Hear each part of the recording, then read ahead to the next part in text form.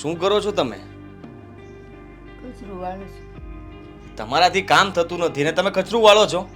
એટલે મૂકો ને આ બધું કામ, કંઈ વાળવું નથી. જ્યારે જુઓ ત્યારે ઘરના તમે કામ કર્યા કરો છો ને, એટલે જેને એટલું જોતું છે. ક્યાં જઈએ? એ કે આજે તમે કામ કરી નાખજો, મારા પગ બહુ દુખે છે. તમારા નહીં દુખતા હોય ને? નથી દુખતા ને તમારા? બેટા મારા દુખે તો હું કોને ફરિયાદ કરું? મને બધાય ફરિયાદ કરે. તમે ફરિયાદ નથી કરી શકતા, કઈ કહી નથી શકતા. સારું કહેવાય. આ વહુ તરીકે એને રહેવું જોઈએ, એના બદલે એ સાસુ થઈને રહે છે ને તમે? બેટા એની એની પથારી છોડતી જ નથી. કા માથું દુખે ને કા પગ દુખે, તો મારે તો કર્યા વગર છૂટકો નથી ને. ઠીક છે, હમણાં છોડી દેશે. હા, પથારી નથી છોડતી ને? આજે છોડાવી દઈએ. દામિની, દામિની! કેમ એ હારી થઈ જશે? હા, દામિની અહીંયા આવ. તું દવા લાવ્યો હોય છે. આવી ગયા તમે? આવો. શું છે? જરા મને કહેશો કે આ શું છે?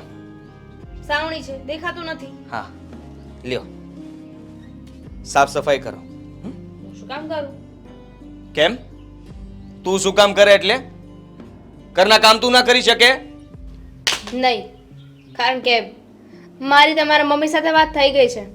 મને પગ દુખે છે એટલે હું નહીં કરું. ઓહ, તારા પગ દુખે છે ને? હાથ તો નથી દુખતા ને? તારે તો હાથથી કામ કરવાનું છે, પગથી નહીં. તો તમને તો હાથે નથી દુખતા ને પગે નથી દુખતા, તો હાલ્યો લ્યો આ સાવણી કરી નાખો જાતે. હા, જાતે કરવા માટે આપે છે કે માર ખાવા માટે આપે છે? જાતે કામ કરવા માટે. મારીને તો જો, પછી હું કહું છું ને હું કોણ છું. અરે એમ પણ તારા પગ દુખે છે ને, આ પગ ઉપર વાગશે ને તો સારા થઈ જશે. અને કાં પછી દુખતા હોય તો સારું લાગશે ને તને. અને પછી હું પોલીસ સ્ટેશન જઈને કહીશ કે મને ઘરે મારવામાં આવે છે, અને જ્યારે પોલીસના દંડા તમને પડશે ત્યારે તમને પણ સારું લાગશે નહીં? હા તો ચોખ્ખું કહી દે ને કે તું છે ને અમને લોકોને માર ખવડાવવા માટે જ આવી છો. આ ઘરના કોઈ કામ તારે કરવા નથી અને બસ રાણી થઈને આ ઘરમાં એશ કરવો છે. મને તો છે ને એક વાત નથી સમજાતી. આ તમને લોકોને એટલા ઊંચા અવાજે બોલવાની શેની ટેવ છે? શાંતિથી ને ધીમે બોલશો ને તો પણ મને સંભળાશે. આપણે કઈ એવું કામ કરીએ તો શાંતિથી વાત થાય ને. આપણે તો કામ જ એવું કરો છો કે તને શાંતિથી સમજાવવી કેવી રીતે? તો નહીં સમજાવવાની. હું ના સમજતી હો તો નહીં સમજાવવાની. આ બત્તકની જેમ બે પગ ઉપર ઊભી છે. જરાય લાગતું નથી કે તારા પગ દુખે છે, અને મોઢા ઉપરથી તો જરાય નથી દેખાતું. એકદમ એટિકેટમાં ફરવું છે, રખડવું છે અને ફોનમાં રહેવું છે. મારા મોઢા ઉપરથી નથી દેખાતું ને તો તમે આંખ બંધ કરી દો એટલે તમને નહીં દેખાય. તું એક કામ કર ને, જા નીકળ અહીંયાથી. ક્યાં નીકળું? તારા ભાઈ ના સુવા કરે, જાઉં? તારા ભાઈ ના કરે. અને આ જઈને સૂજે. હા, આરામ કરજે. તારે જે કરવું હોય ત્યાં કરજે. પગ દુખે, માથું દુખે, હા, કમર એટલે? દુખે. તમે મને આ ઘરમાંથી કાઢવાની કોશિશ કરો છો? ના ના, કોશિશ નથી કરતો, પણ હું તને ઓર્ડર કરું છું કે હવે તારી આ ઘરમાં કોઈ જરૂર નથી, તું જઈ શકે છે. ઓર્ડર તો જુઓ, હું કોઈના નથી માનતી. પૂછી લો તમારા મમ્મીને. તમારા મમ્મીના પણ ઓર્ડર હું નથી સાંભળતી. હે ને મમ્મી? આજ પછી તમે કોઈ કામ નહીં કરો. સાંભળ્યું તમે? તો તમે કરશો? ના, હું નહીં કરું. અરે વાહ, તો કોણ કરશે? જેને કરવા હશે કરશે.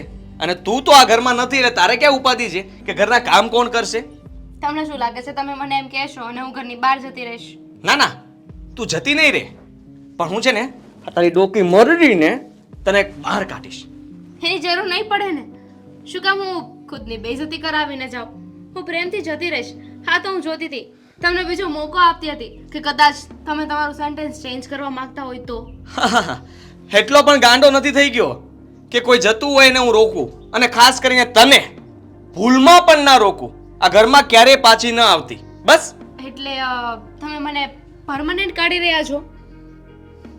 હા, તને આ ઘરમાંથી હંમેશા માટે કાઢી રહ્યો છું, કારણ કે તારે કામ તો કરવું નથી. આ તારે બીમાર જ રહેવું છે તો બીમાર માણસને કાં પછી હોસ્પિટલમાં રહેવાય અને કાં પછી કોઈ સારી જગ્યા ગોતી લેવાય, જેથી કરીને ત્યાં ને ત્યાં પડ્યું રહેવાય. ઓકે ફાઇન, ચલો તો મને આપી દો. લે. સાવણી નહીં, એ 10 લાખ રૂપિયા જે મારા ભાઈએ આપણે લગ્ન વખતે આપ્યા હતા તમને તમારા હાથમાં લાવો એટલે હું જતી રહું. 10 લાખ રૂપિયા કઈ અમે લોકોએ માગ્યા નહોતા. હા, તારા ભાઈને શોખ થયો હતો કે કરિયાવરના બદલામાં આ 10 લાખ રૂપિયા આપું છું, જેથી કરીને તમારે જે કંઈ પણ વસ્તુ જોતી હોય લેજો અને બાકીના બધા સેવિંગ એકાઉન્ટમાં જમા રાખજો. અરે પણ હવે હું જ આ ઘરમાં નથી રહેવાની તો મારા કરિયાવરનો શું મતલબ? મારા કરિયાવર તરીકે આપ્યા હતા ને તો લાવો મારો કરિયાવર. એ રૂપિયા તને મળી જશે ક્યારે? છૂટા છેડા આપીશ ને ત્યારે, જ્યારે ડિવોર્સ પેપર ઉપર સહી કરી દઈશ ત્યારે. તમારી કેપેસિટી છે મને 10 લાખ રૂપિયા પાછા આપવાની? ગમે ત્યાંથી આપી દેશો. તો ઠીક છે, 2 દિવસનો સમય આપું છું, મને પાછા આપી દેજો. એ લઈને હું જતી રહીશ. લઈને જતી નહીં રે, તું અત્યારે તારા ભાઈના ઘરે જા કે મને ધક્કા મારીને ઘરની બહાર કાઢી મૂકી છે, કારણ કે તું શું કરે છે ને એ એમને પણ ખબર પડવી જોઈએ. અને જો તારો ભાઈ તને આવું બધું શીખવાડતો હોય ને તો એને કહી દેજે કે આવું ન શીખવાડે. જા. પછતાશો. જોઈએ છીએ. ધીમે જાજે, પગ દુખે છે તારા. કઈ ના બોલતા, બધું બરાબર થયું છે અને કઈ નથી થયું. હા, તમે જાઓ.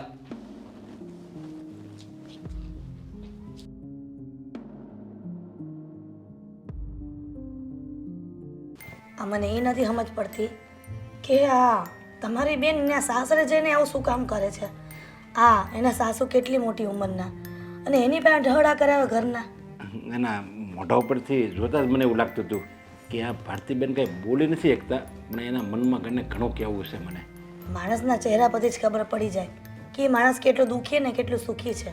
આ તમને કેટલા વખતથી કહેતી હતી કે તમારી બેનને સમજાવો સમજાવો સમજાવો, પણ તમે ન માન્યા. આ જોયું ને, આ તમારે નીચા જોવા જેવું થયું ને ત્યાં ગયા તો.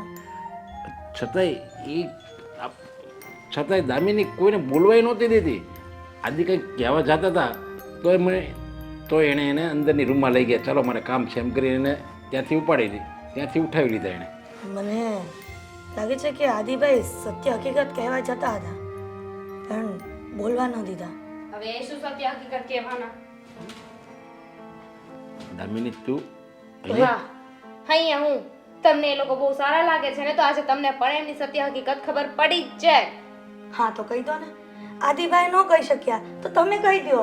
કઈ નહીં, ના પાડી દીધી મને. કહી દીધું કે તું તારા ભાઈના ઘરે પાછી જતી રહે, અહીંયા હવે તારું કોઈ કામ નથી. હા જોયું, આ ખોટા સિક્કાની જેમ પાછી અહીંયા આવી. અને તમે બહુ સાચા સિક્કા છો ને એટલે તો અમે સાચવીને રાખ્યા છે. આ જોયું, ભાભીને મારી બધી જ વાતમાં પ્રોબ્લેમ છે. હોય જ, જ્યાં ભૂલ હોય ને ત્યાં બેનબા હોય જ. અને નણંદબા, હું તમારી દુશ્મન નથી, આ તમારી ભાભી છું અને ભાભી માં સમાન હોય છે, એ તો તમે ભૂલી ગયા છો ને. ભાભી માં સમાન હોય છે ને, તમે મારી માં તો નથી ને, તો શું કામ મારી માં બનવાની કોશિશ કરો છો? એટલા માટે જ કે તમારા બા જ્યારે મૃત્યુ પામ્યા ને એ પહેલા મને કહીને ગયા હતા કે હું હોઉં કે ન હોઉં, પણ તો તું મારી દીકરીનું ધ્યાન રાખજે અને ખોટે રસ્તે જતી હોય ને તો એને શિખામણ આપજે. બહુ ધ્યાન રાખી લીધું હો તમે, હવે વધારે ધ્યાન રાખવાની જરૂર નથી. આમ જો દામિની, હું એ લોકોને ઓળખું છું, તારા સાસુને, આદિકુમારને, બધાને હું સારી રીતે ઓળખું છું. એ લોકો કોઈ વસ્તુ ખોટી રીતે બોલે એવા જ નથી. અને તું અહીંયા ઘર છોડીને આવી ગઈ, તું એમ કહે છે કે એણે મને કાઢી મૂકી. મને તો એમ લાગે છે નક્કી આમાં તારો કંઈ વાંક હશે. મારો કોઈ વાંક નથી. હું બીમાર હતી, મારાથી કામ નહોતું થતું, તો પછી એમાં મને ફોર્સ કરીને વાડી ઘડે સંભળાવવાની શું જરૂર છે કે તું કામ કર કામ કર? તો બીમાર તો તમે, દામિની બેન, બીમાર તો તમે અહીંયા હતા ને ત્યારે પણ રહેતા હતા. પછી કામ પતી જઈને એટલે રૂમમાં જઈને તમે શું કરતા હતા ને મને ખબર છે, મોબાઈલ લઈને બેસી જતા હતા. હા તો શું થઈ ગયું? જોયું ને આ તમારી બેનના શબ્દો બધા. દામિની, તારી ભાભીએ મને ઘણીવાર કીધું છે કે તમે દામિની બેનને સાસરામાં કેમ રહેવું એ બધું તમે શીખવાડો, પણ હું તો એમ સમજતો હતો કે અરે મારી દામિનીને કાંઈ કહેવું પડે એમ જ નથી. પણ અમે અત્યારે તારી ઘરે આવ્યા અને બધી હાલત મેં જોઈ ત્યારથી જ મને ડાઉટ ગયો હતો કે નક્કી આમાં તારો જ વાંક હશે, અને એમાં તું પાછી અહીંયા આવી. અરે ભાઈ તમે જ વિચારો ને, હા એ ઘરે હતી ત્યારે તમે મને સળીના બે કટકા પણ નથી કરવા દીધા, એક કામ નથી કરાવ્યું મારી પાસે, અને ત્યાં જઈને મારે એ લોકોના ઢસડા ઢસવાના. અરે એક કામ વાળી રાખી લે તો શું થઈ જવાનું? અરે તમને ખબર છે કે કેટલું કામ હોય છે? આખો દિવસ બસ મારા સાસુને આમ વસ્તુ જોતી હોય તેમ જોતી હોય. હું તો કંટાળી ગઈ છું એ લોકોથી, અને મેં કહી જ દીધું છે હવે હું પણ એ ઘરમાં પાછી આવવા નથી માંગતી. 10 લાખ રૂપિયા પણ માગી લીધા છે મેં. 10 લાખ રૂપિયા? અરે તું શું આ વાત કરીને આવી? આ બફાટ કર્યો કહેવાય તે. શેનો બફાટ? આપણે 10 લાખ રૂપિયા આપ્યા હતા તો હવે પાછા લઈ રહ્યા છીએ, એમાં ખોટું શું છે? અરે આ કાંઈ થોડું કાંઈ ટીવી કે ફ્રીજ છે કે પાછું લઈ લીધું ને પૈસા પાછા આપી દીધો. આ જિંદગીનો સવાલ છે. અને મેં તને અહીંયા સળીના 2 કટકા નથી કરવા દીધા ને, એ જ મારી મોટામાં મોટી ભૂલ છે. તારી પાસે મારે કામ કરાવવાની જરૂર હતી. અહીંયા બહુ મેં તને લાડકોડમાં ઉછેરીને એ જ મારી ભૂલ હતી. તને કંઈ ખબર જ નથી કે આપણે ઘરમાં કેવી રીતે રહેવું, કેવી રીતે કામ કરવું, શું કરવું, એવી તને કોઈ દિવસ મેં તને કીધું જ નથી મેં. તો હવે તમે કહેવા શું માંગો છો? હું પાછી ત્યાં જતી રહું એમ? હા હા. જુઓ દામિની, દામિની, સ્ત્રીનું સાચું ઘર છે ને એનું સાસરું જ કહેવાય. અને તારે છે ને અહીંયા ન હોય. સમજદાર સ્ત્રી હોય ને એ કોઈ દિવસ પિયરનો દાદરો ન ચડે. બસ હા, તમે જે અત્યારે બોલ્યા ને એ વહેલા શીખામણ આપવાની જરૂર હતી તો આ નોબત ન આવત અત્યારે. તો તમને ના ગમતું હોય ને તો મને કહી દો, હું મારી વ્યવસ્થા બીજે ક્યાંક કરી લઈશ. અહીંયા પાછી આવી છું તમને નથી ગમતું ને? તો હવે તું મારી ઇજ્જત ઉછાળવા બેઠી છો કે હું બીજે વ્યવસ્થા કરી લઈશ? તારો ભાઈ બેઠો છે, હજી આખી જિંદગી તને પાલવી શકે એમ છે, પણ છતાંય હું એમ કહું છું કે તારે દામિની તારે તારા સાસરે વયું જવું પડે, કારણ કે એ લોકો સારા છે. અને હું એમ કહું છું તારી ભાભી આવી રીતે એના પિયર જતા રહે તો હું સારું લાગે. એ આ એનું ઘર જ છે એમ માનીને રહે છે, એમ તારે તારું ઘર છે એમ માનીને રહેવું પડે. સારું, હું વિચારીશ. વધારે લેક્ચર નથી જોઈતું મારે, પણ ત્યાં સુધી હું અહીંયા જ રહીશ. પણ હવે આ તમારી બેનને કેમ સમજાવીને એ મને સમજ નથી પડતી.